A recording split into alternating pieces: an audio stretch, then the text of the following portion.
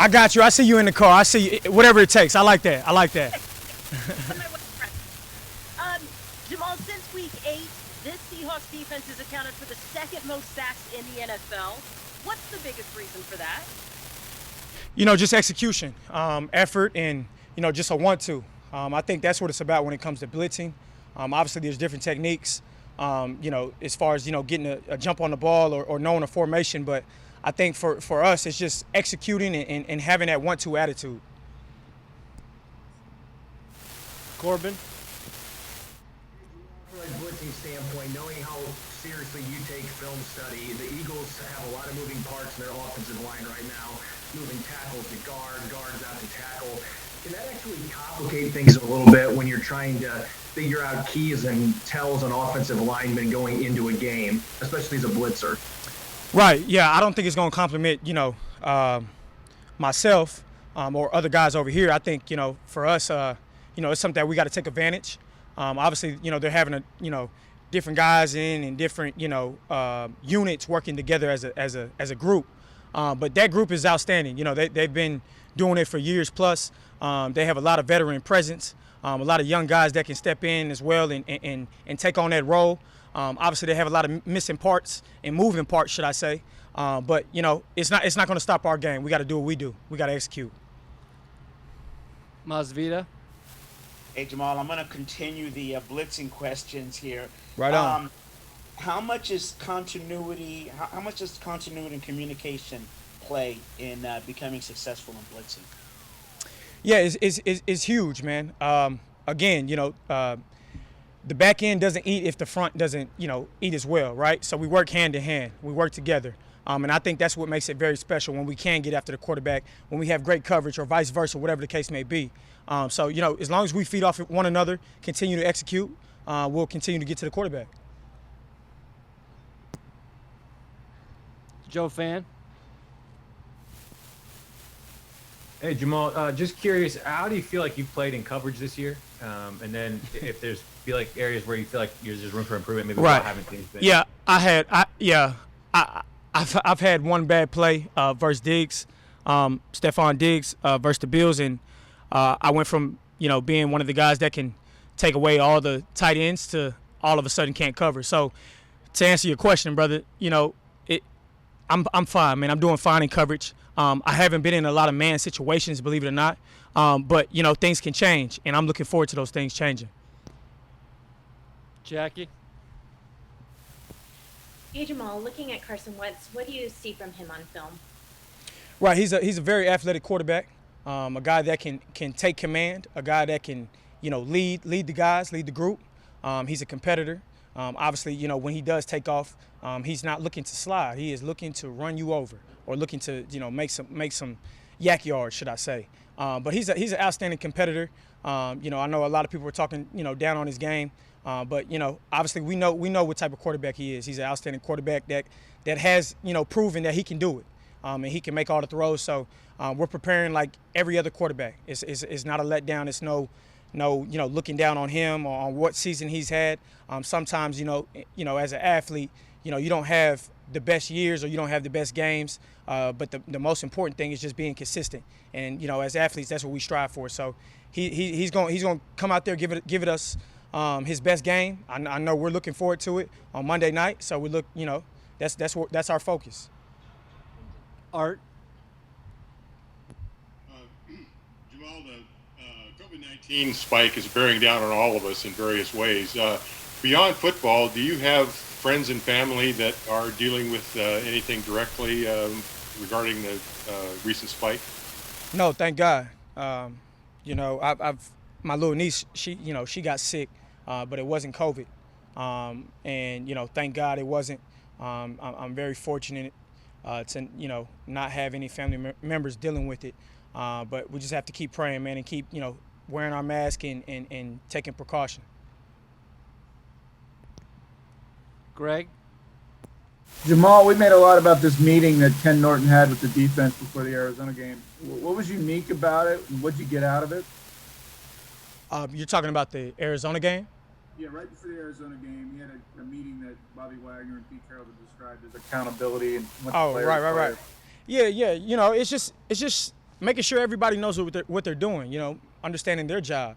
You got to handle your job first before, you worry about somebody else's job. So, it's just picking each other's brains, understanding that, we can count on that person or they can count on me, whatever the case may be.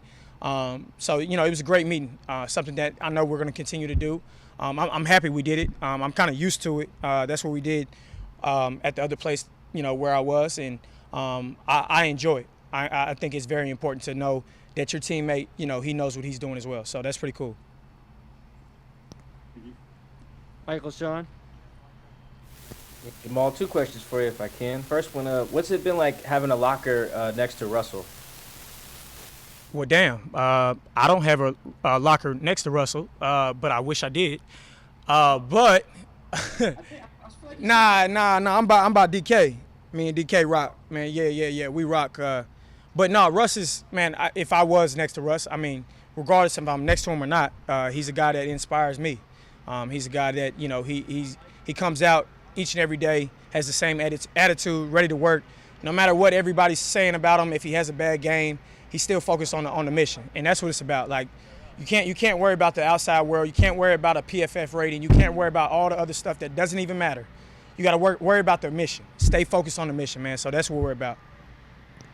Second question, I know you're a big fashion guy. What goes into the perfect game day outfit for you? What's that process like?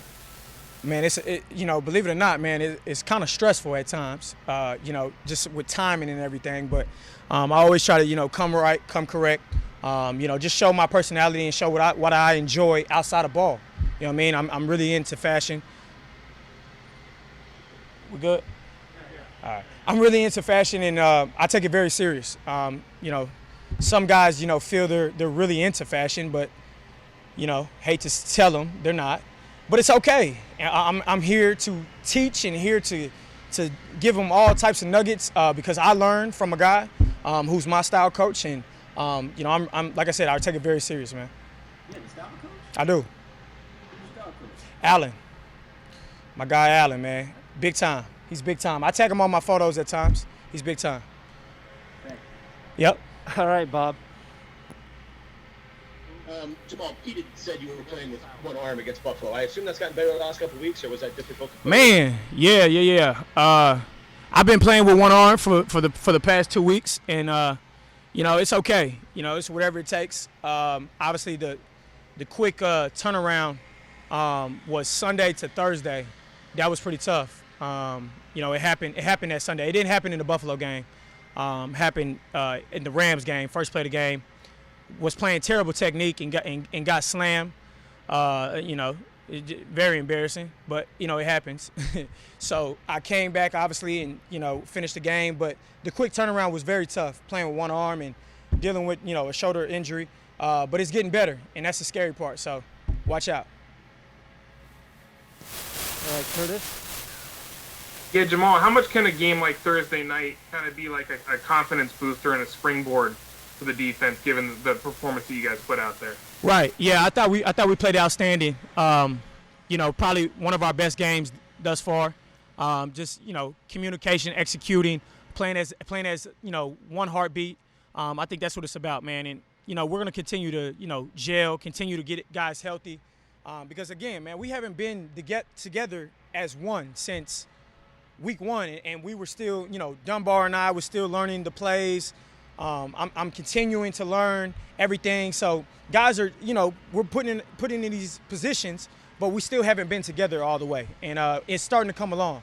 Guys are starting to get healthy. We're starting to, understand everything, understand what my teammates doing next to me, understand what I'm doing, what's my job responsibility. So that's the cool thing and the neat deal about this whole little thing, man. So we're just going to continue to get better. That's all we can do.